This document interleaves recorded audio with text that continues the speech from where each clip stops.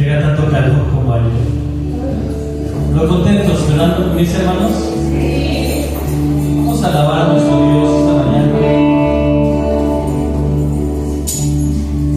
Vamos a cantar.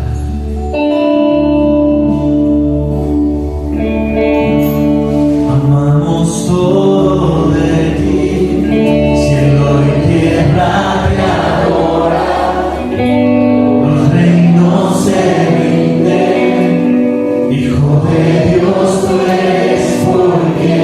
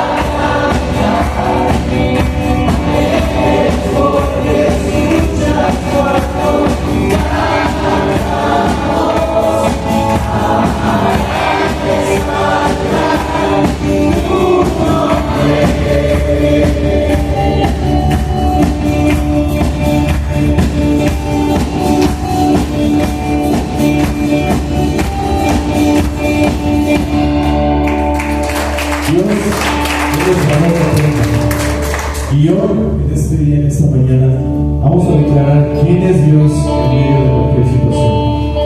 Él es nuestra roca eterna, fiel y verdadera. El Salmo 18, del 1 al 2 dice: Te amo, oh Jehová, fortaleza mía, Jehová, roca mía y castillo mío, y mi libertador. Dios mío, fortaleza mía, en Él confiaré, mi escudo y la fuerza de mi salvación, mi alto refugio. Bueno, hermanos, y así mismo te pido que con esta canción no solamente la cantemos solamente por cantarla, cantémoslo creyendo firmemente que Dios es nuestro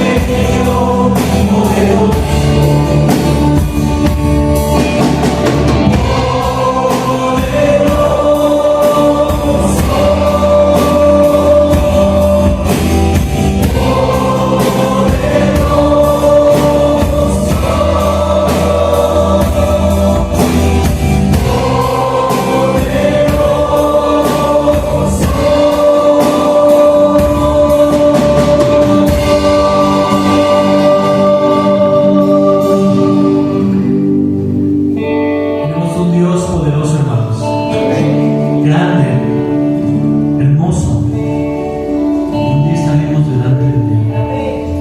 Al estar ante ti, adorando frente al mar de cristal, entre la multitud,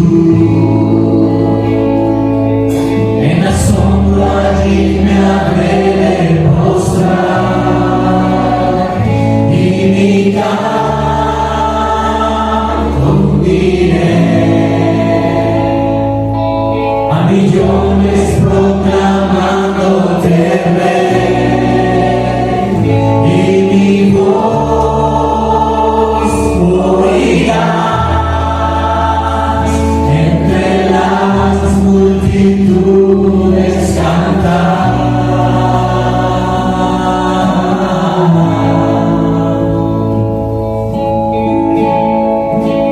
Digno es el Cordero de Dios, el que fue inmolado en la cruz, digno de la honra y el poder, la sabiduría suya es, y al que está en el trono sea el honor. Santo, santo, santo es el Señor, reina por los siglos con poder. Todo lo que existe es por Él.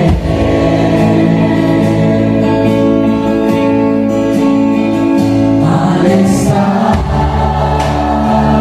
ante ti, adorando frente al mar de cristal, entre la multitud, en la sombra y me habré de mostrar y mi canto uniré a millones proclamándote Rey, y mi voz oirás entre las multitudes cantar.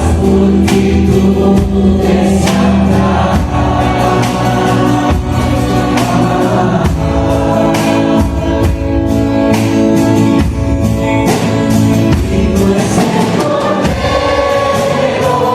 el que fue inmolado en la cruz, digno de la honra y el poder, la sabiduría suya es, y al que está en el trono sea el honor.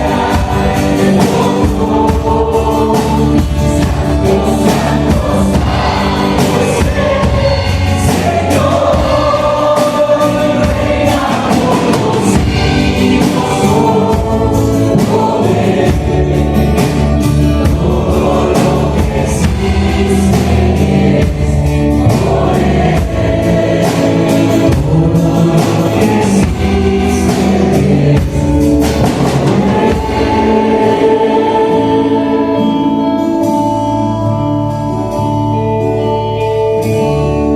Bendito Señor y Padre Celestial, te agradecemos esta mañana, Dios, por darnos ese privilegio y esa oportunidad de estar aquí, Señor, ante ti. Recordando, Dios, que junto a millones y millones y millones vamos a estar dándote la gloria, la honra y el poder, Señor. Tú eres digno de ser alabado, bendito Rey. Gracias, Señor, porque nuestro corazón se anima, nuestro corazón se goza, Señor, cuando cantamos y alabamos tu nombre, pero también, Dios, cuando escuchamos tu bendita palabra, porque tú tienes preparado para nosotros para poder hacer, Señor, no hacer, sino qué voy a hacer, Dios. Gracias por tu palabra, Señor. Gracias por tu amor.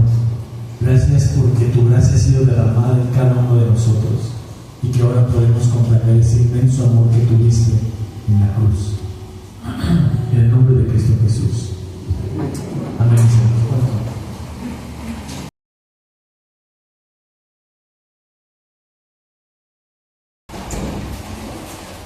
Muy buenos días a todos. Mi voz nuevamente estar con ustedes en este domingo donde permítanme hoy empezar el mensaje con esta pregunta. ¿Qué tan fiel eres? ¿O qué tan fiel es tu testimonio delante de Dios? ¿Qué tan fiel eres como testigo de Cristo ante Dios? ¿Alguna vez te lo has preguntado? ¿Qué tan fiel testigo de Cristo soy? ¿Sabes? Esta es una pregunta que todos nos deberíamos de estar haciendo constantemente, porque vivimos en medio de un mundo donde exigen respuestas. Todo el tiempo el mundo está preguntando diferentes cosas, y sobre todo cuando ven a alguien como nosotros que no encaja del todo en el sistema de este mundo, preguntan. Y si alguna vez alguien te preguntara esto, ¿qué responderás? ¿Qué tan fiel testigo eres de Cristo? Y sabes, nuestras respuestas, más que palabras, deberían de ser, nuestra respuesta debería de ser con hechos. Nosotros deberíamos llevar una vida que da testimonio de qué tan fiel testigo soy de Cristo. ¿Qué es lo que los demás piensan cuando ven tu vida, cuando te conocen? ¿Qué es lo que habla tu testimonio sobre tu fidelidad a Dios? ¿Cuál es el testimonio que tú das sobre tu vida como tu gobernante, como tu rey, como tu Señor?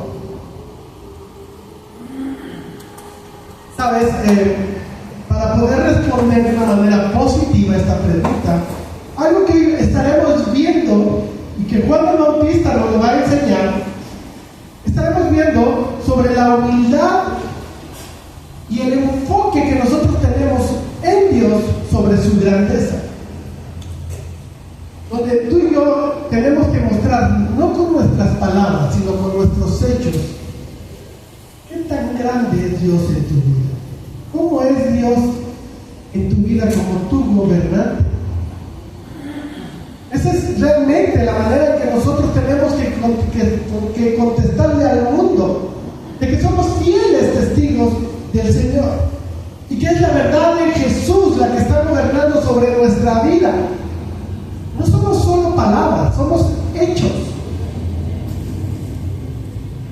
Como fieles testigos de Dios, tenemos que ver la importancia de ser evidentemente fieles, pero también humildes. Y es a través de esta conducta de fidelidad a Dios y de humildad quienes nosotros, cuando hablamos el Evangelio, cuando llevamos el Evangelio, es una manera como nuestro propio testimonio prepara el corazón para la llegada del Señor a su corazón. Es una forma en que nosotros preparamos el camino para aquellos otros corazones que reciben la verdad del Evangelio, entendiendo y conociendo que solo a través de Cristo ellos pueden obtener la salvación y el perdón de todos sus pecados. Solo es por Cristo y nada más por Cristo. Sin embargo, tú y yo a través de nuestro testimonio modelamos cómo debe de ser esta vida. Esto nos habla de la verdadera centralidad que tú y yo deberíamos de tener en Cristo, de cómo Él es el Cordero de Dios que quita el pecado del mundo y el cual hoy tú y yo nos gozamos de esa paz y de ese consuelo que solamente Él puede otorgarnos, de esa esperanza que Él ha traído a nuestra vida.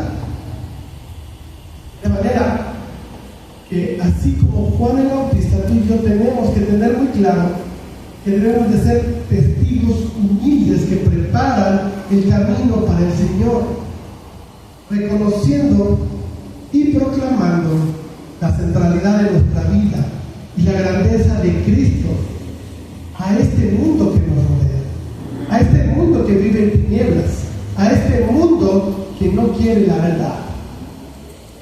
Es que vamos a orar para dar inicio. Padre, bendito sea Dios por la oportunidad que nos da nuevamente más de poder ir hoy a tu palabra, Dios, pero te rogamos, Dios, que tú seas quien nos dirija, que seas tú primeramente quien esté preparando este mensaje, no solamente a través de mi voz, sino primeramente a través de mi corazón. Y que también prepares, así como has preparado el mío, el corazón de mis hermanos, para que reciban tu palabra. Señor, ayúdanos a poder comprender y a traer esta verdad que el propio Evangelio nos da. Cristo es lo más importante, o debería de ser lo más importante para nuestra vida. Y que eso, Señor, sea el punto de encuentro de todos nosotros, y a la vez es la forma en que le hablamos al mundo sobre esta gran verdad y sobre esta gran necesidad que el mismo mundo tiene. Señor, que tu palabra penetre hasta lo más hondo de nuestro corazón, se arraigue ahí, para que dentro de poco dé fruto. Y a los que de alguna forma ya tienen este concepto muy claro y lo viven, y es claro en su vida la centralidad de Cristo en ellos, que se afiancen más, que sean más fuertes en esta gran verdad, y que a través de la humildad y del reconocimiento del poder de salvación que solamente tú otorgas a través de Cristo, Señor, pues ellos puedan confirmar esa esperanza que has puesto en ellos. Señor, ayúdanos, bendito Padre, te lo ruego en el nombre de Jesús. Amén. Nos quedamos en el versículo 19 del primer capítulo del Evangelio de Juan. Y continuamos.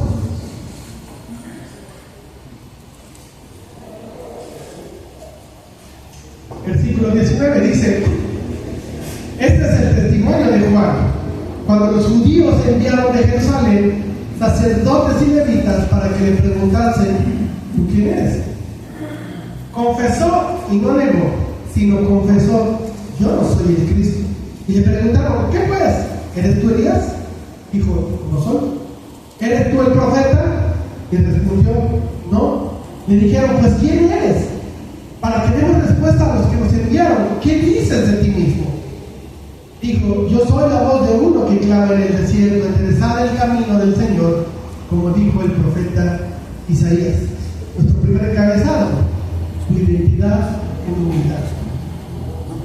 ¿Verdad? Vemos cómo inicia este versículo escribiéndonos Juan el apóstol. A veces me es un poco extraño, tengo que estar, para que no se confunda el término, cuando habla Juan el apóstol y cuando está hablando de Juan el Bautista.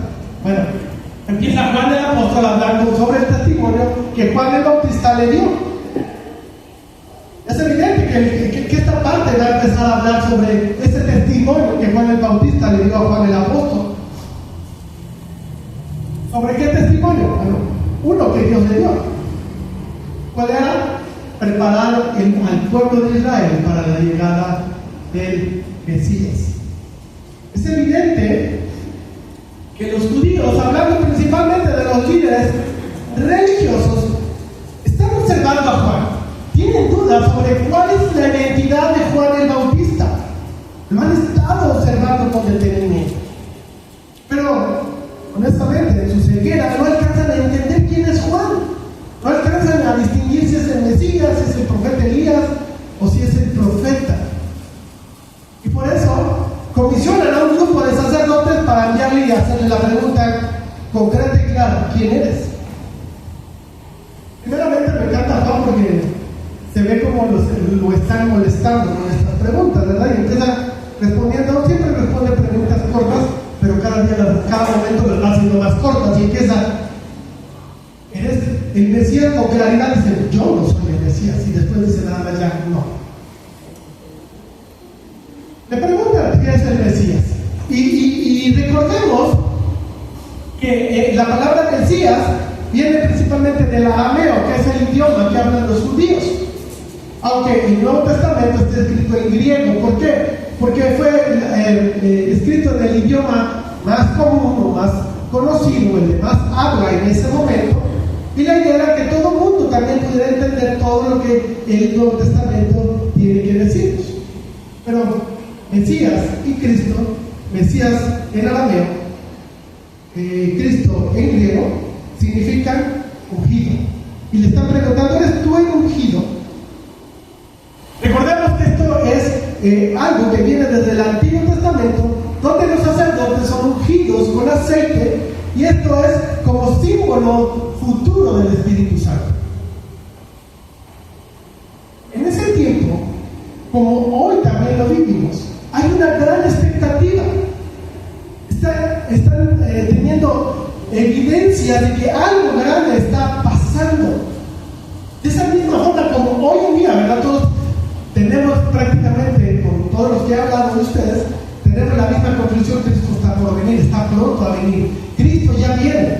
Bueno, ellos igual de esa forma tienen esa idea, tienen evidencia de que la primera llegada del Mesías está muy cerca. Y por eso están observando lo que está pasando a su alrededor. Igual, no encaja en el molde del comportamiento normal de un judío y llama su atención. Y por eso dicen, observemos a Juan, ¿qué está haciendo? ¿Por qué lo está haciendo? Quizás son señales, no lo sabemos, no alcanzan a distinguir. Y van y comisionan a un grupo y le preguntan, ¿quién eres?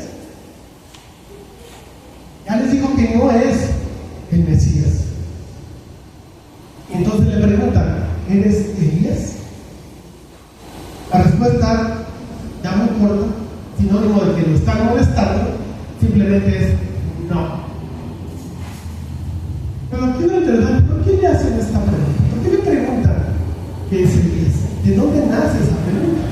Elías, sabemos que tuvo su época, pero que ya tiene en ese momento 850 años de haber desaparecido, de haberse llevado a ese torbellino, a la presencia de Dios.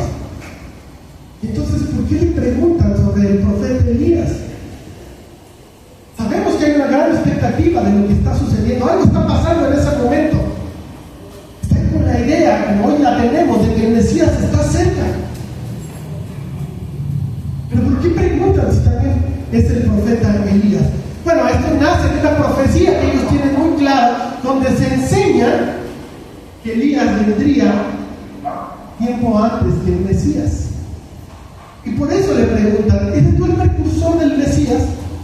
Bueno, ellos de dónde sacaron esta profecía. Vayamos al profeta Malaquías, capítulo 4, versículos 5 y 6. Y la palabra de Dios dice: he aquí yo os envío el profeta Elías, antes que venga el día de Jehová, grande y terrible. Él hará volver el corazón de los padres hacia los hijos, y el corazón de los hijos hacia los padres, no sea que yo venga y hiera la tierra con maldición. Entonces, ellos tienen muy clara esta profecía, que el profeta Elías tiene que venir antes que aparezca el Mesías. Pero en esta profecía, si la leíste con un poquito de detenimiento, hay dos características que nos anuncian sobre este día. ¿Y qué nos dice? Que es un día grande, es un día majestuoso. Evidentemente, cuando llegó Jesús, lo es o lo fue. Pero también nos dice que será un día terrible. Será un día majestuoso, pero será un día lleno de temor. La palabra en hebreo que se utiliza es yareh, que significa temer. Y entonces lo que nosotros nos tenemos que preguntar, en ese momento cuando vino el Mesías, tenemos evidencia que fue un día de gran temor, ¿no? Honestamente no hay nada que la Biblia nos revele al respecto. Entonces el profeta falló, o a Dios se le olvidó que su profecía era así y entonces ya no se cumplió, ¿o qué pasó? Bueno, nosotros entendemos que es una profecía que está hablando sobre la segunda venida del Señor Jesucristo, la segunda venida del Mesías. Y entonces sí sabemos que ese día será un día terrible para la humanidad, por todo lo que se va a desencadenar. Pero para terminar de enredar más las cosas, ya nos dijo Juan, yo no soy Elías, yo no soy el Mesías. Pero ¿qué dice el propio Señor Jesucristo?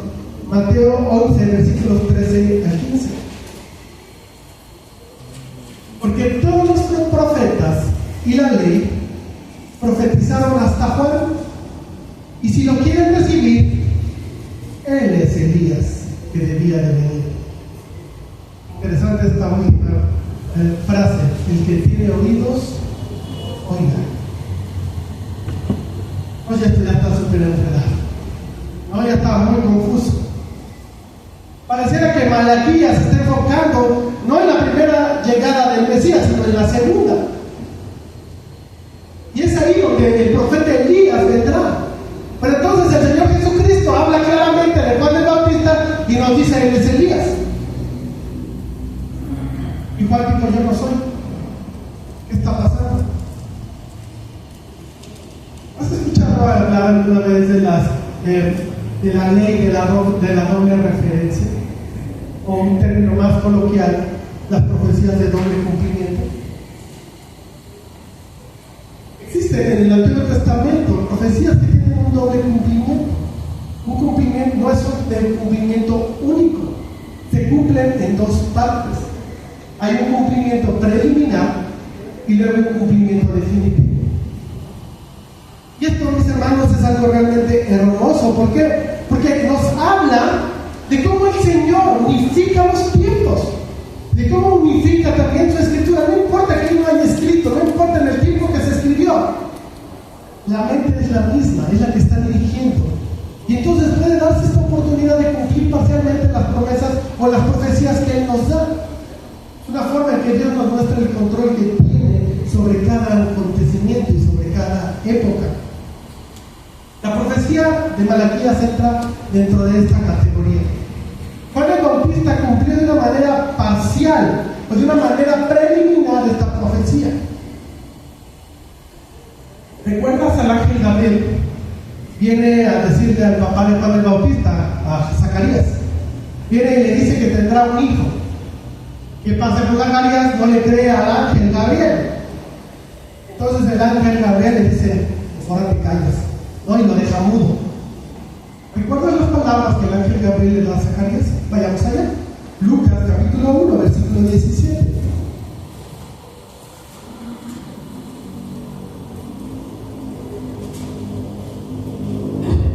E irá delante de él con el espíritu y el poder de Elías, para hacer mover los corazones de los padres a los hijos y de los rebeldes a la prudencia de los justos, para preparar el Señor un pueblo bien dispuesto. Está hablando de Juan el Bautista. El arcángel Gabriel le está diciendo a Zacarías que irá delante de él. ¿De quién? Del Mesías, con el espíritu y el poder de Elías. No le está diciendo: tu hijo va a ser Elías. Le dijo: irá delante de él con el espíritu y el poder de Elías. ¿Por qué? Porque sencillamente los religiosos lo rechazan. Rechazaron a Juan, evidentemente rechazaron a Jesús. ¿Por qué? Porque ellos no le están ofreciendo el reino que los judíos esperan, el reino que ellos querían. Si tan solo la nación de Israel hubiera aceptado a Juan y como consecuencia hubiera aceptado a Jesús, entonces Juan el Bautista se había sido aquel Elías que había de venir. Pero debido al rechazo, la venida de Elías se realizará en el futuro, su segunda venida. Por eso Jesús les dice: el que tiene oídos, oiga. Así es que Elías regresará en aquel día terrible, en la segunda llegada del Señor Jesucristo. Es el día terrible del Señor. Pues ya les dijo que no es el Mesías, ya les dijo que no es Elías. ¿Por qué les dijo a él que no es Elías? Evidentemente estamos viendo molestia en Juan el Bautista en las preguntas, y algo que tú y yo tenemos que ver con claridad, que la Biblia no nos lo enseña o no lo dice claramente, pero sí lo podemos ver con claridad. Para Juan no le importa ser el centro de atención de esto. Él está señalando, él quiere hablar de que es verdaderamente importante. Y para no tener que darles muchas explicaciones, prefiere decirles no. ellos no paran, siguen insistiendo. Ya le preguntaron si no era el Mesías, ya le preguntaron si no era el Elías, y ahora le preguntan, ¿eres tú el profeta? ¿Cuál profeta? ¿A qué profeta se está refiriendo? Bueno, los judíos tienen en mente otra profecía, Deuteronomio 18:15. Dice Deuteronomio 18:15: profeta de en medio de ti, de tus hermanos, como yo, que levantará Jehová tu Dios, a él oíres. ¿Verdad? Es Moisés hablando al pueblo de Israel. Y de donde el Señor le da a Moisés la profecía o la promesa de levantar un profeta en medio del pueblo de Israel. Es decir, dice Moisés que como yo, ¿no? ¿Qué está diciendo aquí Moisés? Bueno, que va a levantar un profeta judío como Moisés, y dice al final del versículo: a él oiréis. ¿Verdad? Los líderes, de una manera equivocada, sacan como conclusión que antes de la llegada del Mesías va a llegar otro profeta. Y por eso, bueno, si no eres el Mesías, no eres Elías, pues has de ser el profeta. ¿Cuál profeta? Pues ese que viene en Deuteronomio 18. Pero si tú ves con detenimiento, Moisés no está hablando de un profeta, está hablando del Mesías. Y por eso dice: a él oiréis. ¿Recuerdas cuando Moisés y Elías se le aparecen a Jesús en el monte de la transfiguración? Vayamos allá, Mateo 17, versículos del 1 al 6. 6 días, dice la Escritura, 6 días después Jesús tomó a Pedro, a Jacobo y a Juan su hermano, y los llevó aparte a un monte alto, y se transfiguró delante de ellos, y resplandeció su rostro como el sol, y sus vestidos se hicieron blancos como la luz. Y aquí ya desaparecieron Moisés y Elías hablando con él. Entonces Pedro dijo a Jesús: Señor, bueno es para nosotros que estemos aquí. Si quieres, hagamos aquí una enramada, una para ti, otra para Moisés y otra para Elías. Me encanta Pedro. Luego sale ese idólatra que todos llevamos dentro, vamos a hacerles altares. Mientras él aún hablaba, una nube de luz los cubrió. Y aquí una voz desde la nube que decía: este es mi hijo amado, en quien tengo complacencia. A él oí. Al oír esto, los discípulos se postraron sobre su rostro y tuvieron gran temor. ¿Ves? La misma instrucción que Dios le da a Moisés en el Deuteronomio respecto a aquel que había de venir, no está hablando del profeta, está hablando del Mesías. Los judíos están confundidos. Juan no quiere hablar mucho del tema, no le interesa ponerse en el centro de la discusión. Sencillamente les dice: no, yo no soy ni siquiera ese profeta. Y por eso debemos entender que estos enviados, ya con cierta frustración, pues ¿quién eres? Juan le responde con la profecía de Isaías: yo soy la voz de uno que clama en el desierto, enderezar el camino del Señor. Isaías 43. Voz que clama en el desierto, preparar camino. ¿A quién? ¿Quién llegó? Jesús. O sea que Jesús es Jehová y Jehová es Jesús. Esta parte a los testigos de Jehová no te van a saber contestar. ¿Cómo preparó entonces Juan el Bautista el camino para recibir al Mesías? Diciéndoles: arrepiéntanse de sus pecados, el Mesías está aquí. Pero esta respuesta no fue satisfactoria para los hombres. Sin embargo, algo que tú y yo tenemos que aprender es como Juan el Bautista, en una humildad total, utilizó la posición que Dios le había dado, no para ponerse en el centro de la discusión, no para autoexaltarse. Él pudo decir: sí, soy Elías, sí, soy el profeta, además soy el Mesías. Pero no lo hizo. Él utilizó la posición que Dios le había dado para señalar a Cristo. Él no quiso utilizar la posición que Dios le dio para mostrarse como aquel que había de venir. ser ese centro de atención de los propios judíos. Y sabes, eso es algo encomiable y algo que tú y yo tenemos que aprender a hacer.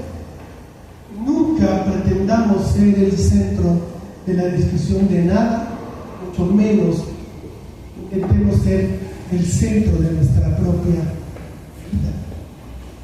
A pesar de que haya otros que nos cuestionen, a pesar de que haya otros que nos pregunten, algunos que hablen o que cuestionen nuestra fe o que se maravillen inclusive de lo que Dios ha hecho en tu vida, nunca te vuelvas el centro de nada, porque todo lo que somos es gracias a Él. Y así como lo hizo Juan, nuestra tarea entonces es señalar al Cordero de Dios con firmeza. Y nunca desviemos la atención de nadie buscando el reconocimiento personal. Eso es humildad. A veces nos encanta cuánto sé. Vean cómo he aprendido. Impresionense por lo que les enseño.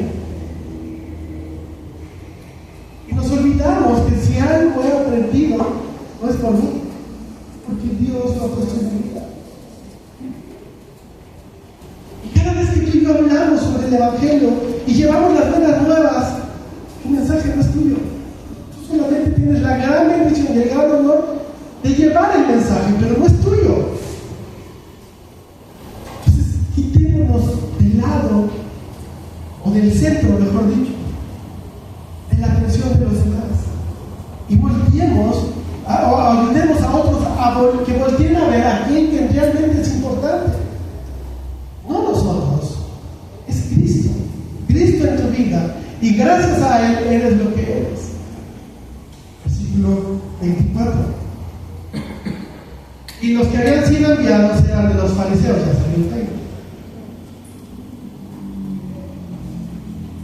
Y le preguntaron y le dijeron: ¿por qué pues bautizas si tú no eres el Cristo, ni Elías, ni el profeta? Juan le respondió diciendo: yo bautizo con agua, mas en medio de nosotros está uno a quien vosotros no conocéis. Este es el que viene después de mí, el que es antes de mí, del cual yo no soy digno de desatar la correa del calzado. Estas cosas sucedieron en Betabara, al otro lado del Jordán, donde Juan estaba bautizando. Nuestro segundo encabezado, y en la bendición. Bueno, ya salió el trailer, ya se nos dijo que son los fariseos quienes enviaron a estos sacerdotes. Y como no estamos teniendo respuesta, al menos amplia, Juan nomás ha dicho no. Entonces continúa con el interrogatorio. Necesitan llevar algo. Necesitan carnita, necesitan chisme. Entonces la pregunta es: ¿por qué entonces estás bautizando? Si no eres ni Cristo, no eres ni Elías, no eres ni el profeta, ¿por qué estás bautizando? Y es interesante porque estos tipos están obsesionados con la autoridad religiosa. Nosotros somos la autoridad aquí. ¿Por qué lo haces si no te hemos dado ningún tipo de permiso? Somos la élite religiosa. No recordamos haberte autorizado que hagas esto para bautizar. ¿Por qué estás bautizando si no eres nada? No eres nadie, no eres nada importante. ¿Por qué lo haces, Juan? Juan responde de una manera magistral: yo bautizo con agua, mas en medio de nosotros estamos a quien vosotros no conocéis. Es obvio que no conocen de Jesús, porque es una forma de estarles diciendo: tú te estás empecinado a verme a mí y no te das cuenta que ha llegado alguien mayor, alguien mucho mayor a mí. Ustedes saben que está sucediendo algo verdaderamente importante, algo grande, pero su ceguera no les permite ver más allá y únicamente se enfocan en que yo estoy sumergiendo a gente en agua. Vean que hay algo mucho más grande en medio de todo esto. Religiosos, el importante no soy yo, el importante es el que viene después de mí, el que es antes de mí. Que por cierto, yo no soy digno ni siquiera de desatar la correa del calzado, de su calzado, pero ustedes ni siquiera lo conocen. Mis hermanos, aquí tenemos el ejemplo de la religión, de lo que es la religión.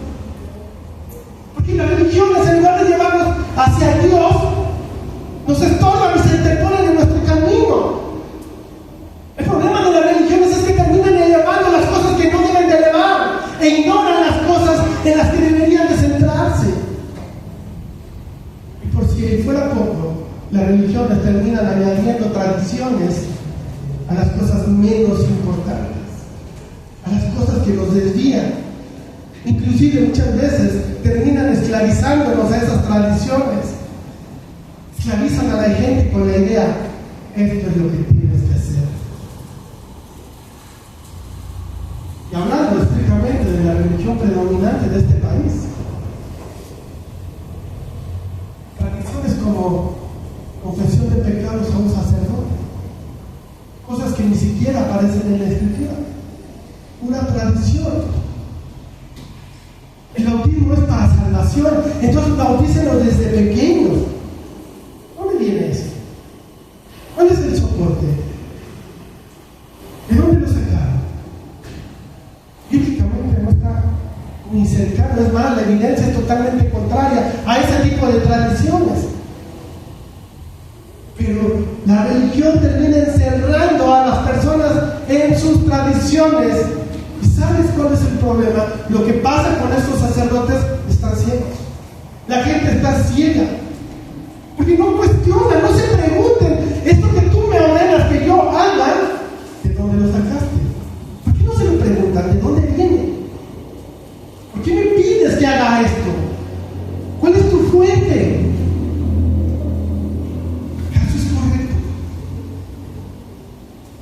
Hermanos, si la mayoría de gente que practica cualquier tipo de religión se hiciera este tipo de preguntas, se daría cuenta que no hay una sola religión correcta. Porque ninguna tiene un soporte, al menos bíblico. Que todo lo que enseñan las religiones son tradiciones humanas, son inventos de las mismas religiones, y están obsesionados en cumplir esas cosas que ellos mismos inventan. Y se olvidan de hacer las cosas que realmente Dios demanda. Esto es lo que está pasando con esta conversación con Juan el Bautista. Él les está diciendo contundente y claramente: yo no soy el importante, viene detrás de mí alguien que es mayor a mí. A él no lo conocen. ¿Si alcanzas a ver la humildad de Juan y el poder que le da la verdad? Juan le está diciendo: no soy yo, no son ni siquiera mis obras. Esto es la antítesis de toda religión. La religión se centra en las obras que la misma religión inventa. Y la mayoría se olvidan de lo importante, se olvidan de Jesús. Muchas de hecho lo tienen fuera. Tienen fuera a Jesús. Pero Juan el Bautista nos está recordando que el verdaderamente importante es aquel que vino a dar su vida y cuya obra es para salvación del mundo a través de la fe que, por cierto, Dios mismo proporciona. Así que, mis hermanos, ¿quién es el centro de tu vida? ¿Por qué te levantas todas las mañanas? ¿Para ganarte a ti mismo? ¿Para eliminar tus propias necesidades? Quizá para algún familiar que amas tanto, tus hijos, tu pareja, tus padres, porque eres un workaholic, te encanta tu trabajo y te levantas todos los días con la motivación de irte a trabajar. ¿Qué es el centro de tu vida? ¿Qué es lo que te hace levantar cada mañana? Algo que Juan nos está enseñando hoy es que tú y yo tenemos que desarrollarnos en humildad. Es lo que Juan el Bautista está haciendo. ¿Y sabes qué es lo que le da la humildad a Juan y nos debe de dar a nosotros? Es la claridad en la misión. Juan tiene claramente cuál es su misión y la desarrolla en humildad de la misma forma. Si tú y yo vivimos una vida en humildad, vamos a tener claro cuál es nuestra misión. Y no nos confundamos con esos fantasmas o con el canto de las sirenas de que la gente empiece a verme a mí, que vean lo bueno que soy, lo maravilloso que soy, lo grande que soy. Porque lo que tienen que ver es a Cristo igual. Juan es llamado, ¿para qué? Para que prepare el camino del Señor, para mostrar el arrepentimiento del pecado a través de la manifestación de un bautismo. Tú y yo somos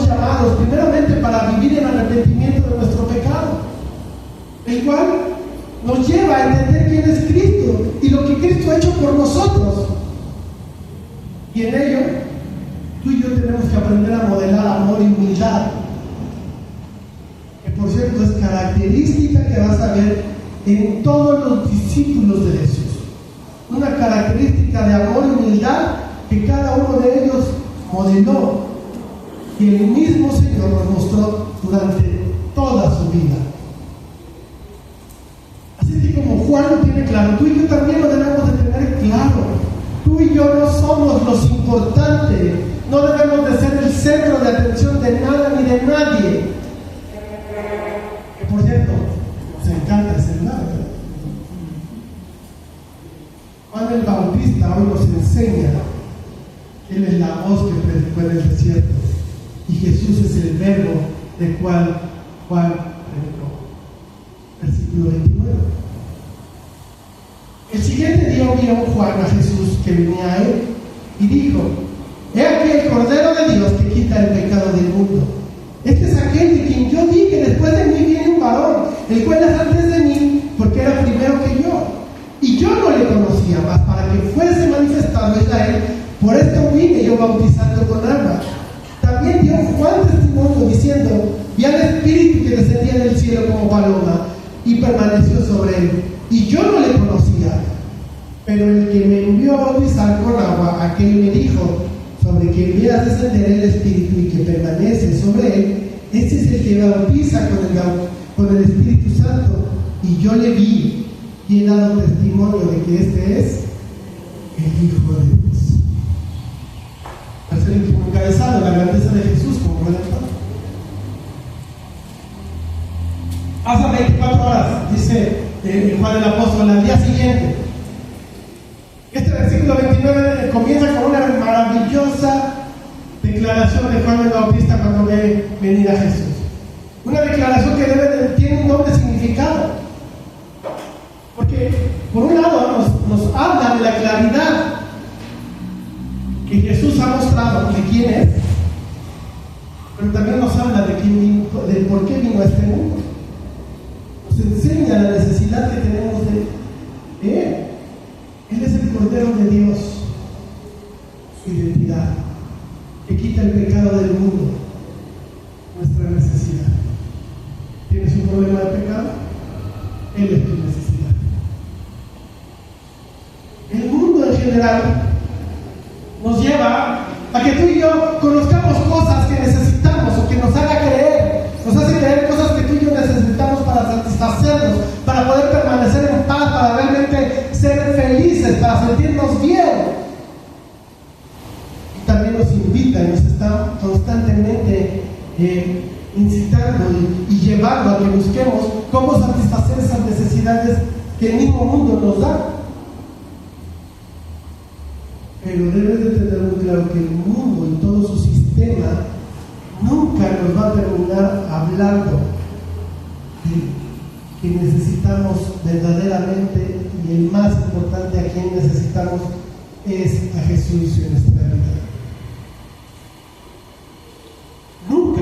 El mundo jamás te va a invitar a que analices y que aceptes lo que Él hizo en la cruz. Pero tú y yo debemos de tener muy claro que Jesús es nuestra necesidad número uno. Y esa es nuestra responsabilidad, también enseñarle al mundo que tiene esta necesidad, porque no lo sabe, que el mundo no conoce que tiene esta necesidad. Por eso nadie habla de ello, porque nadie conoce, nadie sabe que tiene esa necesidad. Pero por otro lado, ¿te has puesto a pensar por qué Juan hizo esta declaración? ¿Por qué no dijo simplemente al ver a venir a Jesús: ahí viene el maestro, ahí viene el rabí? O de alguna forma, si quería que la gente entendiera quién era Jesús, ¿por qué no dijo: ahí viene el Rey de Reyes? ¿Por qué no vino: ahí viene el Hijo de Dios? Que vemos después lo declara. ¿Por qué no lo dijo ahí? Ahí viene el Hijo de Dios sin pecado. Y sabemos que nada de eso es mentira. Si Él hubiera dicho, es una gran verdad. Sin embargo, Él decidió decir: he aquí viene el Cordero de Dios que quita el pecado del mundo. ¿Te has puesto a pensar en ese momento cómo pudo haber sido? De alguna forma, lo que está diciendo Juan el Bautista, Él es el Cordero, aquel que Juan va a escribir en Apocalipsis 13, que fue sacrificado desde antes de la fundación del mundo. Él es el el cual fue ese sacrificio inocente que Dios hizo para darle pieles y cubrir la vergüenza del ser humano y de su desnudez. Él es el carnero que Dios provee para que muera en lugar de Isaac en el monte Moriah. Él es el cordero que es llevado al matadero y la oveja que es trasquilada frente a sus trasquiladores, según profetiza Isaías 53.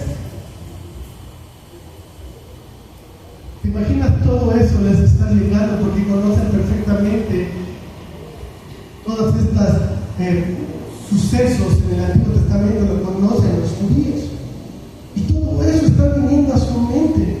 Pero por otro lado, ¿te has puesto a pensar lo que debía haber sentido Jesús al escuchar a Juan el Bautista recordarle cuál es su misión y por qué vino al mundo?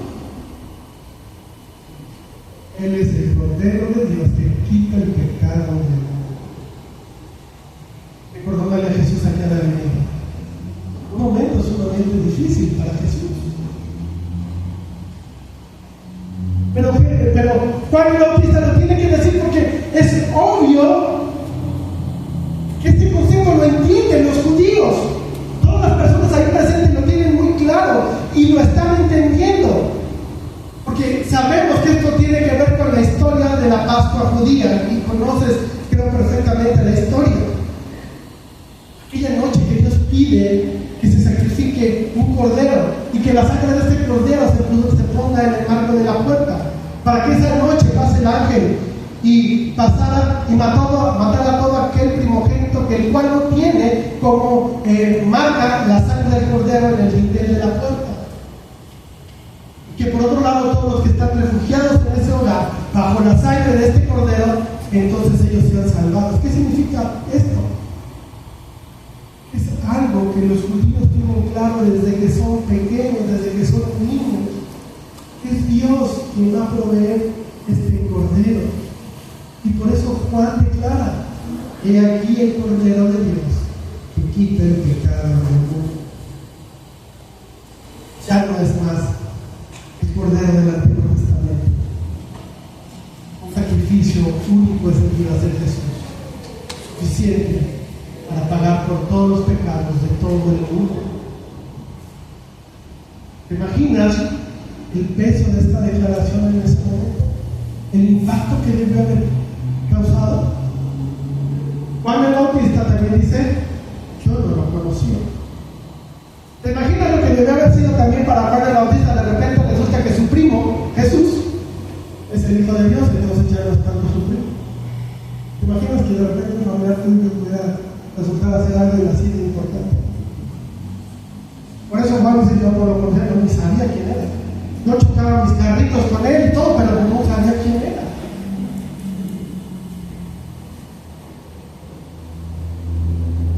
Pero vine a bautizar en agua para que él fuera realmente regenerado. Juan no conocía a Jesús, evidentemente fue hasta que el mismo Señor se lo declaró. Recordemos que Juan el Bautista, según el relato que nos da Lucas, él fue lleno del Espíritu Santo desde el vientre de su madre. Y seguramente, ¿verdad?, esta llenura que él recibía del Espíritu Santo se fue haciendo evidente en la vida de Juan conforme también iba creciendo. De la misma forma, Jesús, conforme iba creciendo, fue manifestando quién era. Juan iba entendiendo quién era Jesús conforme el Espíritu se lo iba a revelar. Después Juan el apóstol nos habla de una manera muy sencilla sobre el bautismo de Jesús, donde el Espíritu Santo se para sobre Jesús. Y Juan el apóstol revela que Juan el Bautista es quien testifica. Juan el apóstol se está basando únicamente sobre el testimonio de Juan el Bautista y sobre estas señales que confirman quién es Jesús. La pregunta que surge, que siempre surge, si tú ya fuiste bautizado, seguramente sabes la respuesta. Si Juan bautiza como un acto simbólico de arrepentimiento, es decir, yo me arrepiento, en su momento era lo que hacía Juan, yo me arrepiento de mis pecados, entonces de ir bautízate con Juan. Entonces, ¿por qué Jesús se bautiza como Juan el Bautista? ¿De qué pecado tenía que arrepentirse Jesús? Porque ese es el bautismo de Juan. Recordemos primeramente que el bautizo de Juan no es el mismo bautizo que tú y yo tenemos. La Biblia nos habla de diferentes bautizos. El bautismo de Juan, decíamos, es la manera de hacer público que estoy arrepentido de mis pecados. ¿Por qué se bautiza Jesús? Porque se está identificando con todo pecado. Él no cometió pecado, pero por nosotros se hizo pecado. En Él no hay pecado, pero se identifica como si fuera un pecador. Por otro lado, nuestro bautismo es otra cosa. Tú y yo es una manifestación, hacemos una declaración pública de nuestra fe en Jesús. Es decir, tú ya te arrepentiste y después del arrepentimiento en tu vida viene el bautismo. Y ahora tú le dices al mundo: yo creo en Jesús, mi fe está puesta en Jesús y he entendido que Él es el Cordero de Dios que quita el pecado del mundo.